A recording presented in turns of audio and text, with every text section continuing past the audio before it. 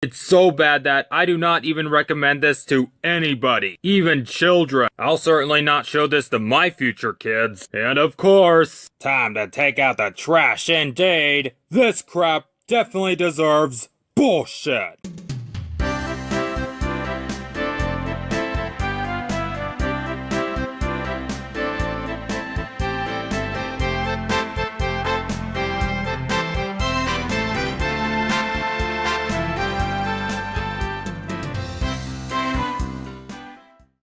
There is an extent in which opinions can and should be respected, but when those opinions are based on wrong information, that is where I draw the line. Recently, I was watching someone's top 10 worst Disney movies, and they had Hercules in their honorable mentions. Now normally something like this would not have interested me, but what piqued my interest was who they mentioned as bringing up good points against the movie's quality. They said the username, and that led me to finding the video, Hercules Movie Rant by Trollsworldtour Fan2001. Who was known as Inside Out Fan 2001 when the video was made. And by the Greek gods, is it terrible?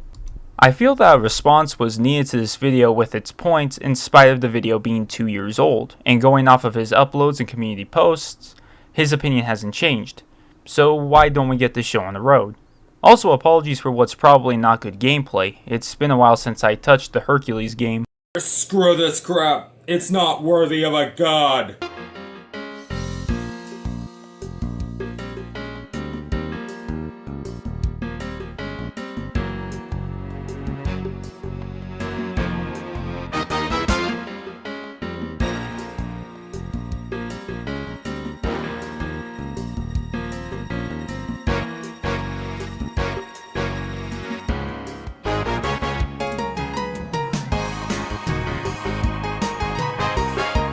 Once upon a time, there was a phenomenal era called the Disney Renaissance. A time when Disney made animated gem after animated gem, timeless classic after timeless classic like The Little Mermaid, Beauty and the Beast, Aladdin, and of course, The Lion King. But then came Hercules.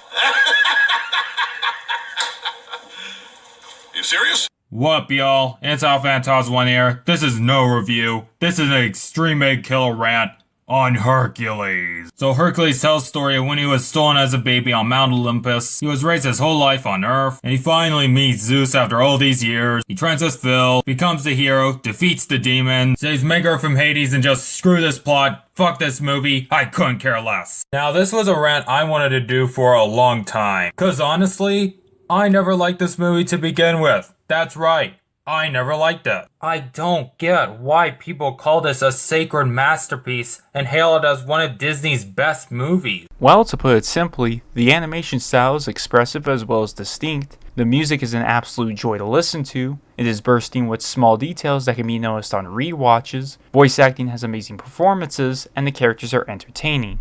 Rewatch, I was astonished of how it's even worse than what I remember. Honestly, I take back everything I said about the Frozen duology. This is now the most overrated Disney movie of all time.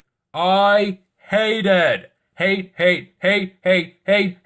double hate, triple chocolate chip, hate this movie with a burning passion. Now this is coming from John Musker and Ron Clement, which honestly, I love those animation legends. They crafted some of my favorite Disney movies of all time like Little Mermaid, Aladdin, and Moana. And during time when this dumpster fire was in production, they were also wanting to work on Treasure Planet. And that was their most passionate project they have ever wanted to work on. But instead of working on Treasure Planet, they thought this was worthy enough to put time into. How pathetic. I find it interesting that you decided to bring up how John Musker and Ron Clements wanted to work on what would become Treasure Planet. I was able to find a couple articles detailing the development of Hercules on The Laughing Palace, which archived the original column by Jim Hills, and on the page John Musker Question Countdown number 3 on howardashman.com. And they highlighted how Jeffrey Katzenberg turned their pitch down due to not seeing the appeal of it and not seeing it as a film that can gross $100 million plus and sell well in merchandise. However, Katzenberg offered a deal where John Musker and Ron Clements could work on Treasure Planet after the film Katzenberg wanted them to make that had a broader appeal. After signing the contract and choosing from the list of potential film ideas, Hercules was the one that came to be. It was also described as an opportunity for the two to work on a superhero movie since they were comic book fans. While Hercules was not the exact film Musker and Clements wanted to make, it allowed them to tell a story that they could work with well and led to the guaranteed existence of Treasure Planet. I'll leave both of my sources in the description as I find both to be interesting reads on the film's development.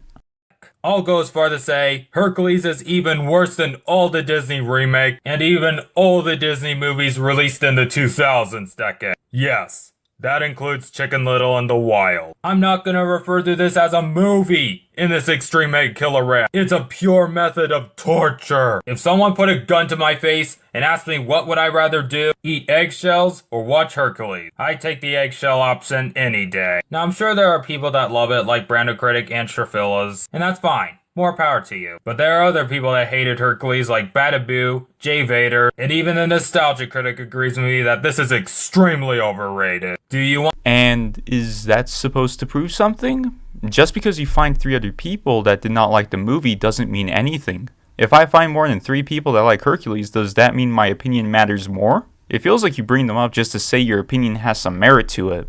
Want to ask what I liked about Hercules? I'll give you my answer. N-O-N-E, none. So since the positive section is empty, time to destroy this monster. The story? I couldn't give a flying monkeys about this story. It's the same old predictable, boring, underdog and prophecy story we've seen many times. I'm also surprised that this movie can get very mean-spirited. Like the townspeople are just berating Hercules for his godlike strength. Yeah, this is a very negative movie that'll put kids in danger. Why are you phrasing it as if it is a major problem with the film? The type of scene you're referring to only happens once, and there is major context you are leaving out. That scene happened because of Hercules being clumsy. Because of that clumsiness, after catching the discus, it caused the pillars to fall like dominoes and destroyed the entire marketplace. Not only that, he was seen as dangerous for the townspeople because of his godlike strength, and that scene was integral in setting up Herc's journey for belonging. The scene is important for not just that, but how it is intended for the viewer to feel empathy for Hercules, and how you want him to succeed because of it. I think a discussion on when characters are being mean-spirited towards someone in media could be interesting in understanding the good and bad examples of how that trope can be done. Our main character Hercules, he's just a Mary Sue.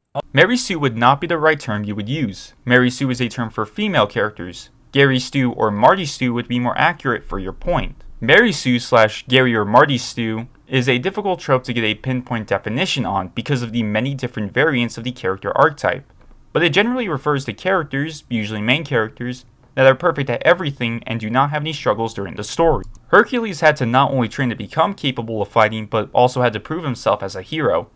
In the movie, he did a sloppy job at fighting Nessus, struggled at the beginning when fighting the Hydra, and was getting bodied by Argus. If he was a Marty Stu, wouldn't he have been capable from the start and defeated his enemies in perfect ways? Even if you were to compare some of the common traits found in the Marty Stu page on TV tropes that can be applied to Hercules, they still wouldn't be accurate to his character.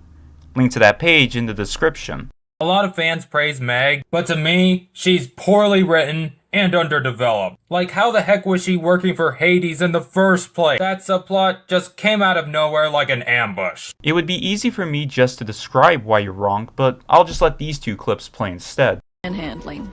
Well, you know, that's good, because that's what got you into this jam in the first place, isn't it? You sold your soul to me to save your boyfriend's life. And how does this creep thank you? By running off with some babe. He hurt you real bad, didn't he, Meg? Aren't we forgetting one teensy-weensy but ever so crucial little tiny detail? I own you! The only prevalent thing about her is that she is just there for Tinder. That's all. And Zeus? I'm just kidding guys. Honestly, I'm not gonna rage on Zeus. Why? Because the actor who played Zeus, Rip Torn, passed away a year and a half ago. So, may he rest in peace. Though there's one thing I don't get. How come Zeus is the only one that knows Herc is alive and yet Hera doesn't? Hera does know Herc is still alive. In the Gospel Truth 3, a section of the lyrics goes as such. But Zeus and Hera wept, because their son could never come home. They'd have to watch their precious baby grow up from afar. Even before they start singing the Gospel Truth 3, it's already stated that they found the baby but it was too late. Danny DeVito as Phil. I'm sorry, Danny DeVito. This has gotta be your worst role yet. My goodness, he is such an asshole. He always bitches around Hercules. I never even felt their chemistry. Even in one moment in the climax, when Phil convinces Hercules like, Meg's evil, Hercules just doesn't believe it and just Phil abandons him? What the actual fudge? What kind of fallout is that? Phil is meant to be the easily irritable, wisecracker character that is about perfection, in contrast to Hercules' optimistic, kind, and albeit reckless personality. Not only that, but the writing and how he interacts with Herc makes him entertaining. As for the two separating, it hurt Phil because he saw Hercules as the one who could go the distance, and not a chump like the other wannabe heroes. But deep down, he grew to care about Hercules, even if that meant possibly not going the distance. It's why he came back to help motivate Herc. But even worse than Phil are Pain and Panic. My goodness! They're basically the Disney equivalent of Fanboy and Chum Chum. They are extremely annoying, obnoxious, and irritating. Like their jokes when they say, We're worms, we're worms. Ugh, just get them the fuck away from me. They're just too unbearable to exist. Oh come on, you're exaggerating with that one. Pain and Panic weren't on their level. They had some good jokes in the movie and their voice acting was good to listen to. Hades is such a pit of fire, but I'll give this, whenever flames come out of him, it perfectly sums up my reaction to this turd, lol. Wait, what did you say? I'm not trying to be funny, I literally don't know what you just said. YouTube captions wrote out that you said pit of fire, but I cannot find the word on Google. So... The muses as the narrators are just pointless, and they're really annoying and stupid. Which, don't get me wrong, I'm not trying to be racist, in which I do appreciate Disney giving out a lot of diversity in film, as this was the very first Disney movie to star an all-star black cast. But it's not about the certain color or race, it's about the context of the certain character. And just the muses, they didn't even serve any purpose in this movie at all. The muses are pointless and they're really annoying and stupid. Let's analyze the 6 moments the muses are present. The first 3 times we see them is when they sing the Gospel Truth, which has 3 different tracks. The first is giving a backstory about the world of ancient Greece. The second is about who Hades is. And the third explains what happened with Hercules and acts as a time skip to his teenage years. The fourth time has them sing Zero to Hero. The fifth time is when they are part of the vocals in I Won't Say I'm in Love. And the sixth time we see them singing A Star Is Born. Half of these moments are important in understanding the context in the story, and the other times are involved in singing the songs of the film. I will go more in depth with their 5th appearance shortly after this. They even sang over Meg's love ballad, in which that scene there could have worked if Meg was the only one singing. But no, it's ruined by the muses singing over her. It's like if you were in a meeting and like everyone's talking to you all at the same time. That's the same feeling I got when watching this scene. The muses work in the song perfectly because it describes Megra's feelings for Hercules. Megra is doubtful and would not say she is in love because of her past with loving a guy. But the muses, in contrast, act as a sort of inner voice for her true feelings. And even then, they don't interfere with Meg's voice or the lyrics she sings in the song. I recommend reading the lyrics while listening to the song to notice this. As for the animation, while the other Disney Renaissance movies had great and masterful animation, the animation in Hercules was the frickin' match to my eyes. The animation in Hercules is so horrible, cheap, and lazy. It's a frickin' insult to the art of hand-drawn animation. Like the character designs. Oh man, it's a frickin' abomination. They look like they've been drawn by a frickin' 2-year-old. They even fit well to other designs, like Dolan and Gooby. Yeah, that bad, right? Even some of the backgrounds felt like they were made in like 10 minutes. And I mean, it looks perfectly fine. You're once again exaggerating here. also, some of the CG, like on the Hydra, is so horrendously dated. I respectfully disagree with that. With how the Hydra was designed and the lighting used in the fight, it made the monster look good in the film. Could you make an argument for how exactly it looks dated? Sure, but like the other points in this video, it's one of many that aren't elaborated on. Yeah, this movie was just visual torture, to the point that I just wanted to vomit. And the songs? Oh man, these are some of the worst songs I have ever listened to. No exaggeration. The soundtrack in Hercules isn't even a real Disney soundtrack. It's bland and repetitive. The lyrics are empty, and worst of all, it crawls in your head like an earworm. Have you listened to the movie's soundtrack? All of the songs have personality and don't share the same identity. And the ones you could argue do, particularly the Gospel Truth 1 through 3, have different tones based on the lyrics. Now, I ain't a music guy that knows music is good, but I can tell you that the songs are different in ways that are best to listen to understand. The comedy was atrocious. Whenever they do comedy, it had me beating myself with a crowbar over and over the head. This crap even shoehorns in a cameo of Scar from The Lion King, which honestly made me weep. Like really, the greatest Disney villain in cinematic history had the cameo in the worst of the worst. How disrespectful. They used Scar as a prop. Pause. Such an odd thing to bring up in the video that doesn't even have any relation to the topic at hand. The climax sucks monumental ass. It's just Hades chaining up all the gods. And just Hercules breaks all the chains easily. And like the scene when Meg gets squashed by a pillar made no sense. Like she could have been instantly dead at that point. So She could have instantly died, but she did not. Watch your wording when you make arguments. Could you make an argument about how Megara should have instantly died to a falling pillar? Sure, but it's pointless to argue about something that would have happened regardless. Hercules has to save Meg in this river of dead bodies in the underworld. And like he's getting old. And like there's no weight. There's nothing to care about. Why don't I give a shit? Because it wasn't established at first that this was gonna be a powerful romance. So what's the point? Even though the romance was set up. Watch the scene when Hercules first meets Megara after defeating Nessus. Or the night when the two hung out before Phil intervened. Or when Megara sang I Won't Say I'm in Love. Or before Herc and Phil separated. How you felt that was a sudden thing at the end of the film is beyond me. Overall, I do not get the love, I do not get the praise for this movie at all. It nearly tarnished the reputation of the Disney Renaissance for me. Disney literally pulled a Sonic 06. What? What? What?